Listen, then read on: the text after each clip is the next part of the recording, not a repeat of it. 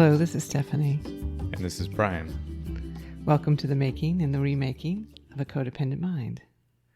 We're going to continue our discussion that we started last time around the topic of sex. This time, pivot to a discussion about sexual trauma specifically. It looks like we're going to have actually 3 parts to this discussion. The next episode we'll talk about sexual healing, but as you say, this one is going to focus on the difficult topic of sexual trauma. One thing I read that was interesting, we often think about PTSD as most commonly associated with combat situations.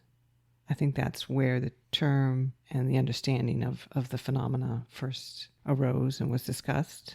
But the experience that most commonly causes PTSD is actually sexual assault or rape. Up to 90% of people who experience sexual assault or rape will have symptoms, sometimes persisting for years, of PTSD. Mm-hmm. Complex PTSD is what they call trauma that it isn't about one event. Yeah, we actually addressed that topic in our second episode of the first season. So you didn't experience sexual assault or rape? No.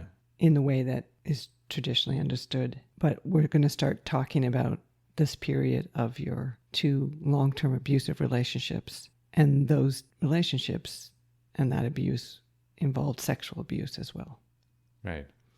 And caused pretty significant sexual trauma. Yeah, similarly to how we explained just abuse in general, how a lot of people kind of go to this view of physical abuse being more serious or being taken more seriously, when emotional abuse can be equally damaging. And the same really goes for sexual abuse and sexual trauma. It's pretty much the same situation. Can be devastating. Yeah. Even if it doesn't involve direct physical violence. Right. Since this is the second part of a 3-parter, I'm going to do a sum up of the last episode. Mm-hmm. Okay. And then you can kind of tell me if I got anything wrong or if I'm missing pieces. Sure, that sounds good. So in the last episode, we introduced this topic in a similar way that we introduced the whole podcast, with a story about the origins of your, let's say, sexual codependency. You didn't experience sexual trauma directly, either in your friendship with G or in your family of origin or within your religion, say. Those are all possible sources. But the non-sexual trauma that you did experience compromised your developing sexuality in similar ways that it compromised your social development, your emotional development, your sense of self, in that you were conditioned to feel shame. Other people's anger or frustration or disappointment or sadness, you internalized as shame. There was something wrong with you. You were unworthy, deficient, or weak because they were angry or disappointed or frustrated. So you were ready to feel shame at any moment. Your shame receptors were on high alert. And even though you were not actively shamed by your family or your church around the issue of sex, you did witness active shaming within your peer group. So Boy Scouts or at school, you mentioned. You absorbed that shame, even though it wasn't necessarily directed at you. And you also absorbed the larger shame messages that were and are present both in your peer groups and in our larger surrounding culture. Essentially, you had no defenses against sexual shame. If there was a shame message around sex, you absorbed it. So you weren't given any defenses by your family or peer groups in terms of people helping you understand and navigate the sexual world.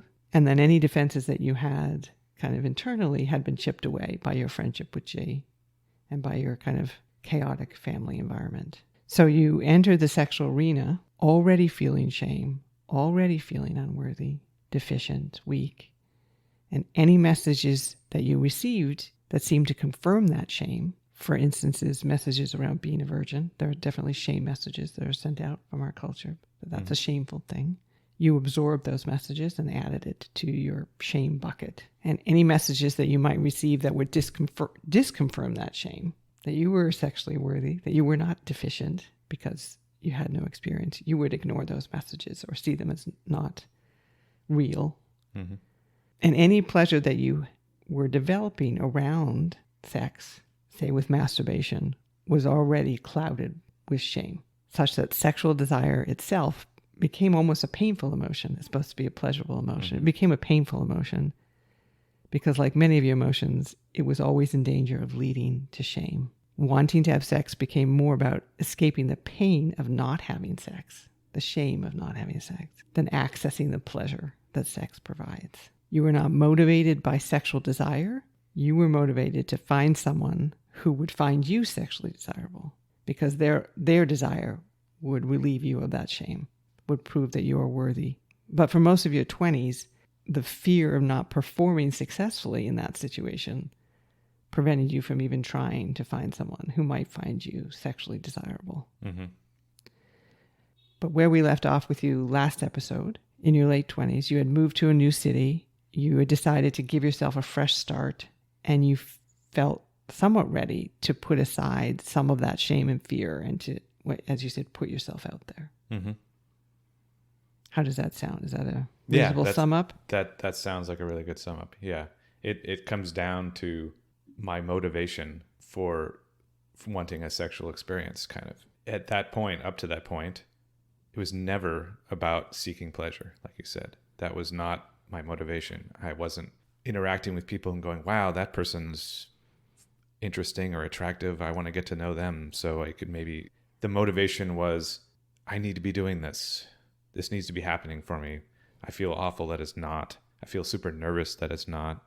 I feel shame. I feel shame that it's not. Obviously, I feel it says something about me. Yeah, right. And everyone's going to see that too. So, like you said, during the 20s, I probably got all kinds of signals from people, or just I made connections that I just ignored because I didn't trust it.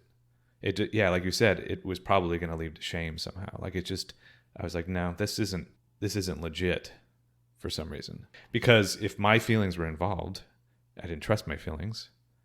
And it seemed like my feelings always led to shame. So I just really didn't trust my experience. What was really going to get me an experience, basically, most likely at this point in the story, is someone else just taking all the control of the situation.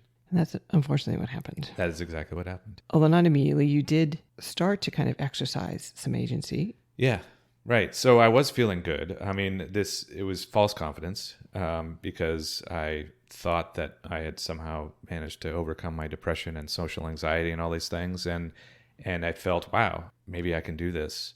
But still, my motivation was very much, what are these people going to think of me? I feel actually pretty good. So maybe thuld think I am okay, you know? It's still performance oriented. Still performance. I can still do this thing that you needed to do to prove yourself. Right. I could basically start to imagine people being interested in me, but it's still that. I can imagine people being interested in me. So you did ask some people out? Yeah, and those were good experiences. I remember having a couple of good dates that I thought could have gone somewhere, and I felt a connection. So it very well could have gone in a good direction. If nothing else bad happened, like say I didn't meet somebody that interrupted that flow. Interestingly, though, you told me these were a series of first dates, and you said that the second date, the possibility of a second date with any of these people, I think you said about 4 people you had gone on first dates with? It was 3 before. Okay, 3 people. The second date was causing you more anxiety than the first even. Yeah, I mean, I think this is probably kind of a normal thing for a lot of people, right? I mean, just this like the game of dating sort of, you know, but I had no experience with it, and I had a severe judgments of myself. So even though I managed to feel good enough for that first date, the second date was like, ooh, well, I can't express too much interest, or like how quickly do I respond? Do I ask him again? Like what kind of date should the second date be? Just all these paralyzing thoughts. I was ready to go down that road, but it was just I was giving me a lot more pause than it did even just asking for the first date. Perhaps you didn't anticipate the first date going well, so you weren't even thinking, you didn't imagine how you would move beyond it. Yeah, or I was just hoping, probably subconsciously, that they would lead that or something. Regardless, you didn't get an opportunity because our peers. And you said you met her at work, but she was not someone that you particularly were interested in. Right. There was a social media connection. Yes. And she exploited that connection almost immediately to begin the love bombing. Yeah. And part of the problem was that I was the one that sent the social media invite, not because I was interested in her, but because we had had a couple of conversations through work. And that's kind of what I was doing at the time. I was new to the city, and every time I had like, oh, that was a decent conversation. Maybe it wasn't the best approach, but I don't know. I was just trying to gather people we all do that, be right? Connected to. Yeah. But yeah, she took that, I think, as a like, oh, he's an opening. Interested. An opening. So yeah, she sends me a message on there, and then it's not work related anymore. And that very first day was just nonstop conversation, nonstop love bombing and sexually charged conversation. And we want to make sure that we're keeping the timeline front and center here, because I think those of us who haven't experienced love bombing don't understand how intense it is and how quickly it happens. So you send the social media invite. Her first response is a love bombing response and initiates a conversation immediately that lasts all day. Yes. And we've talked about love bombing, but I'm not sure that we were clear that in that first conversation, there included sexual discussion. Yes. And suggestions that there was a sexual opening for you with her. Which up to that point hadn't happened for me. And I was kind of desperate for it to happen. Well, it's never happened to me at all. Right. In my life, I've never had a first conversation with someone where they've turned it sexual. So this is not a common occurrence. So it's no wonder that you found it destabilizing. Well, it was, to me, it was validation, right? I mean, I'm sure it was also exciting. Yeah. Right. So yeah, those discussions continued every day. We worked together. So we went on walks together. So this is this sounds like, this could have been months. This was the first week. The first week. So from the moment she's given an opening on social media, every day that first week, there is love bombing that includes sexual validation, sexual suggestion, but also the beginning of sexual abuse. Yes. In that she's using sex to belittle you and to insult you. Yeah. So I had this fear, as we talked about in the first episode, or the previous episode, about being exposed, being exposed for being inexperienced, but for being a virgin, all those kind of things. And my thought was with that fear really was that someone would find it out and go, oh, I don't want to get with this person. I don't want an inexperienced person. That was it. Basically, they would just leave. You'd just be rejected. Yeah. Instead, what she did was totally unexpected, right? She was sexually validating me, but then somehow within that first conversation, she did figure out that I was a virgin. She said, "You're a virgin, aren't you?" And then just started kind of teasing me about it, but wasn't doing what I expected, which was to walk away, right? And so it was kind of, it's kind of like, I'll give you a chance here, even though I think this is silly that you've made it this far into life and have never had sex. Yeah, so you should be ashamed about it and embarrassed by it, but I'm going to rescue you. Yes. And then in that first week, you were over at her apartment, and you had a make-out session, I guess you would describe it. Yeah. And what was that like? It was right along the same lines. Just kissed for a little bit, and then she started teasing me about the kissing, really more insulting in that particular case, was just like, "You're terrible at that. Like, wow, your face is so stiff. You seem like, a little kid." All these, just like, that was terrible. Let me show you how to do it. And so this kind of creating this power dynamic just right there from the first week, but still sex is going to happen here. Like, I'm kind of like making that clear. Sex is going to happen, but you're very subservient. So this is really kind of classic trauma bonding. Yeah. And we had the episode on trauma bonding in the first episode. It has all the kind of classic components. There's a power dynamic that she sets up and enforces.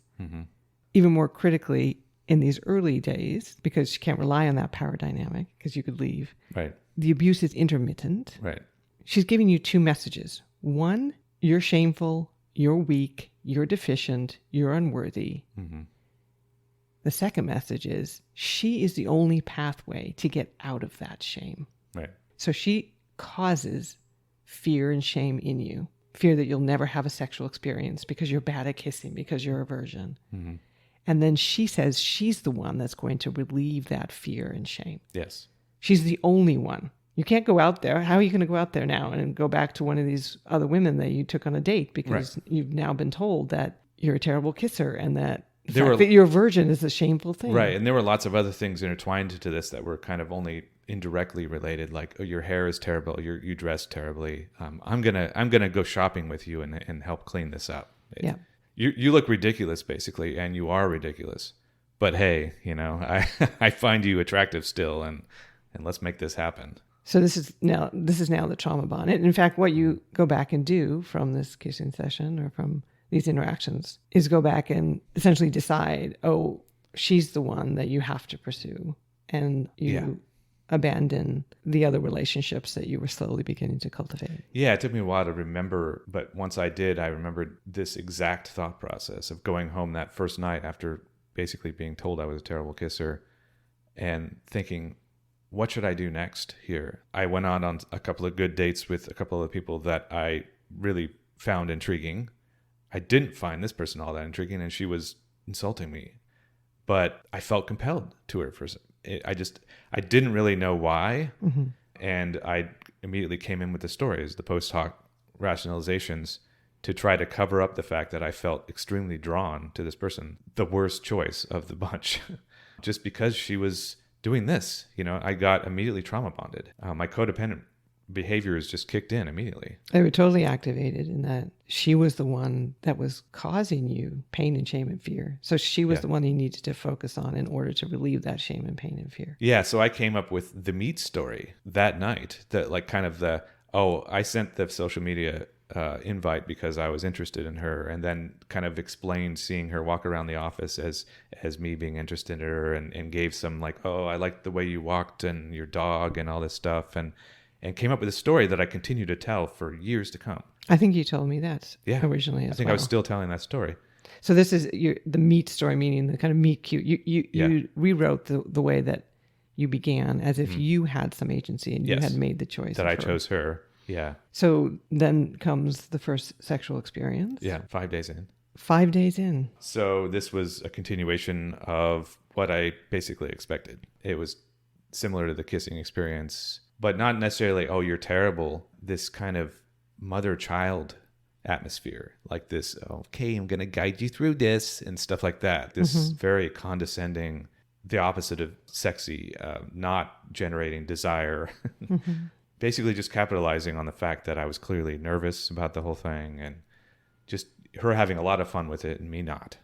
Yeah. It was a terrible experience. I went home that night. I think I did go home. Yeah, I went home that night and I had a lot of reservations, but didn't know how to explore those reservations, and immediately just continued writing stories that, oh no, this is good. I'm really glad she gave me this chance. This opportunity. It's like she gave me a gift. So there was this sense of maybe relief that it was happening to you, at least. Yeah, it's like this finally happened. I kind of almost remember those exact words going through my head. I can't believe this is finally happening to me. So even though it was not a pleasurable experience, at least there was the relief from the pain that you felt, the shame that you felt for not having had sex. Yeah. And then this kind of intermittent abuse that included the sexual abuse, including belittling you for sex, but also validating you. You're terrible and deficient and unworthy, but I'm going to have sex with you, and I'm going to express sexual excitement about you for some reason. I know, right? Yeah. That continued over those first few weeks, in which it became from a simple social media invite. Within weeks, it became this intense, overwhelming relationship. Mm-hmm. After the 5th week, I moved out of my apartment into her apartment. Yeah. And 5 months later, she asked me to marry her. Or she didn't ask, really? Well, no, it wasn't like a, will you marry me? It was like, oh, what do you think about getting married on a cruise ship? It was like just this kind of assumption that that's where this was going. But yeah, I think the sex was a huge distraction from any sort of reservations I might have had about anything that was happening, really. I mean, because the intermittent abuse dynamic, what happens with that is you go from abuse to reward. I mean, a lot of times, eventually, it's just abuse to relief that you're not being abused. But in this point, there was these bigger swings of abuse to validation. Because at one point, she told you this was the best sex she's ever had. Yeah, she said that a number of times during that first 6 months. And so that was just like, wow, not only am I, was I worried that I was never going to have it. Now this person's saying I'm really good at it. That's amazing. Wow. But then at some point later, she's again mocking you about it or belittling you. Right. Yeah.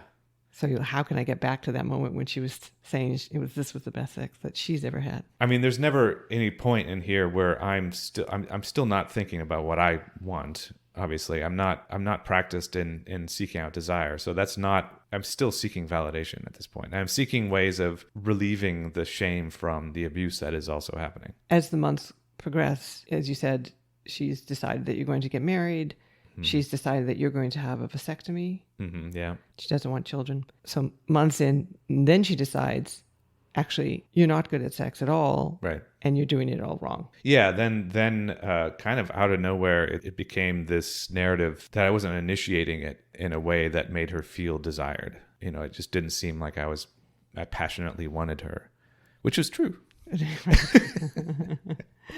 Right. But you weren't able to absorb that message and say, well, yeah, that's true. I don't actually want you because you're treating me horribly. You absorbed it as shame. You were deficient. You weren't making her feel the way that she was entitled to feel. So then we see this kind of narcissism entitlement, that she's entitled to the sex that she wants, and then the other person doesn't matter at all. Right. So yeah, this started, so this was maybe, I don't know, 6 months in. It started this never-ending quest from there forward for the next 8 years of trying to figure out what was the problem with me and why I wasn't good at initiating sex. That was kind of at the heart of the abusive experience with R. So we've talked about in previous episodes about abuse and how it happened and gave some examples, but really that was at the heart of it. And that's what she came to say was the only problem with the relationship was sex. We were otherwise an amazing couple. The problem wasn't sex. The problem was that you were not sexually desirable or enough for her to feel desire. And you needed to completely change yourself. I needed to completely change myself. And along with that, change the way she felt about herself. So being the way I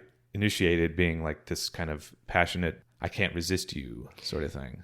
And, being a narcissist, narcissism also being rooted in shame. She needed you to convince herself that she was sexually desirable. You can't do that. Right. So this was a losing battle. One thing that happened during this period, almost immediately actually, right after this shift that kind of made the power dynamic get completely pinned out of whack, was this problem with premature ejaculation that I started having that I didn't have before. And that became part of the problem also. Part of her narrative that you were sexually deficient. Right. Yeah. So that was tied to... So she started in on this quest of trying to organize all of my problems. It was kind of like she was playing this abusive therapist where she's saying, well, it's because you lack confidence. So you're not initiating well because you lack confidence and you lack masculinity. You have this PE problem because of the same thing, confidence, masculinity. Everything that she was insulting me for up to that point started to get looped in. So like my posture, the way I did everything, the way I spoke to people, the way I related to our friends when we would hang out with people, everything went into this bucket. And then the more and more and more that she put those things into that bucket, the more I just took that on as, wow, I'm completely deficient in every way. My entire personality is suspect here. And this was all a way for her to avoid her own sexual dysfunction. So people often ask people who are abused, why did you stay? But an even more compelling question is to ask the abusers, why do they stay? Right. So this was a woman who, months into a sexual relationship, decides that she's not sexually attracted to her partner, that he's sexually deficient, and decides not only to stay in the relationship, but to marry him. Yeah. And as the years progress, she decides he's not only deficient sexually, but deficient in so many other ways, an unworthy partner of her. She doesn't leave. Why doesn't she leave? What is it that she needs so desperately to stay and abuse you and tear you down? Those are the people that we should be talking to, the abusers. Why are you staying? What is wrong with you, R, that you continually made the choice to stay in this relationship? Yeah.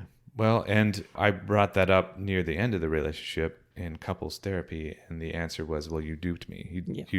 You convinced me to give you a chance. Right, which is an obvious lie in it. So you mentioned premature ejaculation. That is often a result of abusive sexual situations. Yeah. Your body is trying to tell you something Exactly. about the sexual situation that you're in and trying to get you out of it as quickly as possible. Because this was not good sex for you. No. This was not sex that you wanted or enjoyed. No, it was nothing but anxiety. It wasn't physically pleasurable while we had it. It wasn't emotionally satisfying. I didn't leave this situation feeling good about the relationship or my life. And it didn't make me feel closer to R at all. So it wasn't this kind of emotionally bonding experience. It was just bad. It was bad sex all across the terrible. board. Yeah. But you were consistently made to feel that you had to do it because you needed to prove that you were not sexually deficient or unworthy. It ramped up at some point when she went to a sex therapist, this very expensive sex therapist. She went to this guy a couple times and didn't tell me what they talked about. I kind of realized later that it was just to get validation that she was correct, that the problems came from the fact that I had no confidence and was not masculine enough. And so they brought me in for a third session, and that was what they talked about. And we left going, okay, with some instructions. Instructions being stop having sex. So thank goodness for that. Yeah, I know. At least that stopped. But in some ways, the sexual abuse continued, even though the sex stopped. Well, the other piece of his advice, which was perfect for R, was find ways to be more confident and more masculine, and gave some suggestions like take Taekwondo and testosterone supplements and go to the gym and do weights and stuff like that. All the kind of, I started reading online. She started reading online. What are all the different ways that what can we do to build his confidence? So her sense of entitlement ramps up because now she's not just entitled to control you sexually and determine your sexual worth. She's entitled to control your whole personality. And as that ramps up, her responsibility declines until there's zero responsibility. So at some point near the beginning of the relationship, every now and then I would bring up, more so in the beginning, kind of appeal to her emotionally to not abuse me. And she took some responsibility in the beginning, saying, oh, yeah, I know this is a problem. This has always been a problem. I've never had a relationship longer than 2 years because this always happens. She stopped doing that. This was now completely necessary. That never happened. She didn't actually ever abuse people before. And she was just trying to make this relationship work. So just go back to the sexual realm, the no sex period. Yeah, 5 years. 5 years. So, I mean, you'd only kind of had sex for 3 even. Yeah. No, just 2. I mean, it was 5 years and yeah. So you only just had sex for 2 years and now it stops. Yeah. But she stays, even though you said she described herself very early on as a sexual person, that sex was important to her. Mm-hmm. But she's staying in this relationship when she's not getting supposedly the sex she wants at all. And you don't know how she handles that's 5 year drought either. No, we're not having conversations about it at all. Actually, we don't talk about it. We just completely avoid the subject. And really, it's just the focus is on making sure that I get this confidence. So how did you handle kind of any sexual urges or sexual thoughts that you had? Yeah, well, I had a huge amount of shame around the whole idea of sex. I mean, I already was not great going into that relationship, but I had moments where at least masturbation was enjoyable. But at this point, if just the idea of sex at all popped in my head, I got overwhelmed with shame and had to try to get out of that feeling as quickly as I could. And that involved even just seeing people, seeing a woman on the street or something. It's like, nah, I already said I kind of avoided that desire before, but this was like an extreme version of that where it just gave me shame. I felt terrible if I felt any sort of sexual urge. And one of the quickest ways I've found to alleviate that, at least temporarily, was to masturbate, but it was as quickly as I could. It was not a pleasurable thing anymore. It was a tool to just get this kind of temporary relief from shame. So there were intensified feelings of shame and fear after this 2 year traumatic sexual relationship. And you're still in it for 5 more years. Yeah. So this was a period where you also kind of retreated into depression and also into alcohol as a way to kind of manage the shame and the sexual shame. Yeah. There was not a lot available to me, I didn't feel like. So, yeah, I mean, alcohol was something that had worked for me in the past to just kind of get me out of moments of severe depression, even though it didn't, it doesn't really work very well with that and often might wind up leading to a worse feeling of depression later.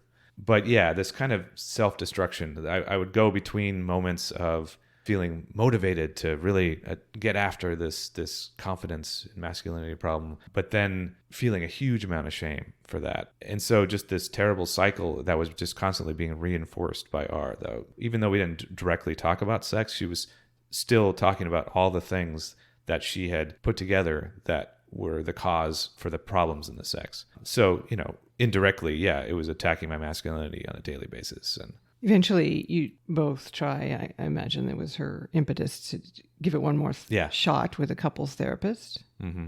Well, she wanted to give sex one more shot before that couples therapist, and it picked up exactly where I left off. So I was like, okay, this is still terrible. And then the idea was to go to a couples therapist to figure out how to fix our sex. Once and for all. Yeah, once and for all. This was the therapist we've mentioned before who recognizes and names R as an abusive person in the first meeting and then goes on to completely ignore that abuse. Yes. And in fact, validate R and herself, the therapist, contributing to the sexual trauma. Right. So the moment that it was acknowledged and the words abuse were used, because I never used that word, it was extremely validating and hopeful for me. But it made R cry, and the therapist seemed to back off immediately and then never brought it up again.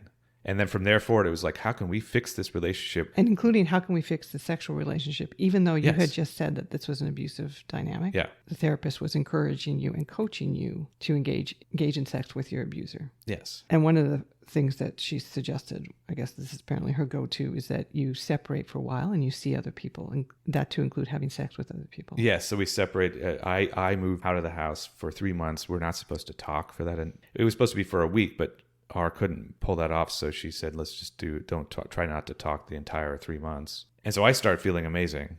But I think I'm feeling amazing. No, I don't know. Amazing is not the right word. I start feeling better pretty quickly, and I chalk it up to because I'm working on myself. And we talked about that period before, I think maybe in the trauma bond, because you see the sexual trauma bond here as well. So R does go, in fact, start to meet other people and have sex with other people immediately. You don't. No. That's not surprising, because R had made herself the linchpin, the key to your sexual worthiness. And it's not about going out and finding someone else who might have sex with you, because you are unworthy and deficient. And the only way to get out of that hole is to make it right with R. Yeah, right. I mean, I felt completely worthless already. I mean, so anything that I felt before R was intensified by 10. I just felt completely, there's no way anyone's ever going to want to be interested in me. Yeah, R was the only pathway forward. Right. So I just had to fix that. So I told myself, because I was working with other people that told me to tell myself this, that I was doing this for myself, trying to heal myself for my own sake. But that was not my motivation. So you then, again, this therapist sets up this kind of final sexually traumatic situation with R. Apparently R had been telling her that she was interested in BDSM. And so she says, well, this is what we're going to do. Do you trust me? I have this idea. She was encouraged me to try one more time, but in this new way, in this kind of BDSM way that she thought that was what R was looking for. Even though you didn't express any interest. I didn't express any interest in that. So I went ahead and followed her directions anyway and went out on this date while during this break and attempted to make this happen. It included blindfolding. And when R discovered what was going on, she took off the blindfold and was like, wow, what's going on here? Like, I didn't want this. Apparently, R told me that it was discussed that she didn't want to have sex, or she at least wasn't ready. Whatever it was, I don't necessarily trust whatever R says, but somehow the therapist seemed to know that wasn't going to be welcome. In any case, it wasn't welcome for you. It wasn't welcome. And it just caused even more kind of sexual trauma and sexual shame that you had attempted this thing and been rejected and belittled one more time. The positive, though, about R going off and dating other people, having sex with other people, is apparently she recognized that she could get narcissistic validation from others, and she decides to finally call it a day. Yes. Although calling it a day meant let's just make the end of our sexual relationship official. But she still wanted complete access to me in every other way. So she wanted me to move back in the house. Can we be business partners? Yeah, so she wanted the marriage, which was the proxy for the sexual relationship. But she wanted to, keep you in the house, keep you financially supporting her, keeping you emotionally supporting her, keeping you as her kind of abuse target. Yeah, because I moved back in the house and immediately the abuse just starts again, just like always. There's no relief of that just because suddenly we agreed to get a divorce. So you're back living with her, even though you're getting a divorce. You've kind of thoroughly sexually traumatized. You have a lot of sexual shame. And thanks to social media, boy, that's been a real problem in your life, social media. Yeah. Jay finds you. So this is going longer than we had anticipated. So we may need to make this a 4-parter. In any case, there's actually even more material available on our Patreon account. Yeah, I mean, I wrote quite a bit of things about these 2 periods, the R and the J periods, and the sexual experiences within those. I mean, I think it wound up being something like 40 pages. Pretty long. We probably won't put all of it on Patreon, but No. it's available there for people who appreciate being able to read through the material, and there's more details about some of the stories that you've told here, and there's more stories about things that we don't have time to cover. Right. So it's always difficult to kind of figure out what the overarching things to say are. And yeah, maybe we ran a little bit long here. So if you go to patreon.com and look for A Codependent Mind, or there's a link in the show notes, and we'll cover in more depth the J relationship next episode, including how you got out of that. And then we finally get to the happier parts where you exit the J relationship and you're able to finally start to heal from not just the trauma, but the sexual trauma as well, which is, that healing process is still continuing. It is.